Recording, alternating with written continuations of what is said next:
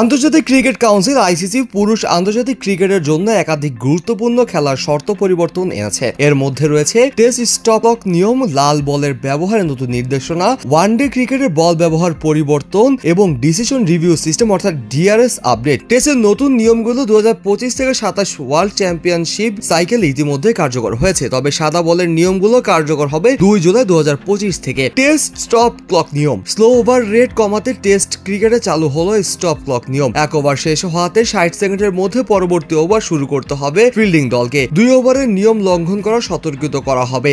তৃতীয় ওভার 5 রানের জরিমানা, প্রতি 80 ওভারে একবার করে সতর্কতা রিসেট হবে। সীমিত ওভারের ক্রিকেটে পরীক্ষামূলকভাবে চালুর পর এবার টেস্টেও একটি বাধ্যতামূলক করা হলো। লালা ব্যবহারের নিয়ম, বল বদলের প্রয়োজন নেই। আইসিসি নিশ্চিত করেছে লালা ব্যবহার এখন নিষিদ্ধ, তবে কেউ যদি লালা ব্যবহার করে ফেলেন বা আম্পায়ার মনে করেন বলের অবস্থা তেমন কোনো পরিবর্তন হয়নি, তাহলে বল বদলের প্রয়োজন হবে না। যদি ভবিষ্যতে বল অস্বাভাবিক আচরণ করে তখন বল বদলানো যাবে না, সেই ক্ষেত্রে ব্যাটিং দলকে 5 রান অতিরিক্ত দেওয়া হবে। ক্যাচ আউটের রিভিউ আল্ট্রা এজ যদি দেখা যায় প্যাডে লেগেছে তাহলে আম্পায়ার এলবিডব্লিউ সিদ্ধান্ত পর্যালোচনা করবেন। মূল সিদ্ধান্ত আউট থাকলে বল ট্র্যাকিং আম্পায়ার্স কল এলেও সেটি আউট হিসেবে বিবেচিত হবে। একাধিক ঘটনার রিভিউর ক্ষেত্রে ঘটনা ঘটার ক্রমানুসারে পর্যালোচনা করা হবে। যদি প্রথম ঘটনাতেই আউট হয় তাহলে পরবর্তী কোনো ঘটনাতেই রিভিউ করা হবে না। নো বল হলেও যদি ক্যাচ ধরা হয় তাহলে সেটি বৈধ কিনা তাও রিভিউ করা হবে।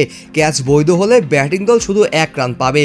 ক্যাচ অবৈধ হলে ব্যাটসম্যানরা যে সকল রান সম্পন্ন করেছেন তা সংরক্ষিত থাকবে। ইচ্ছাকৃত শর্টে রান, 5 রান জরিমানা ব্যাটসম্যানদের যদি ইচ্ছাকৃতভাবে শর্ট রান দেন, তবে ফিল্ডিং দলের পক্ষে 5 রান যোগ হবে এবং তারা বেছে নিতে পারবে কে স্ট্রাইকে থাকবে।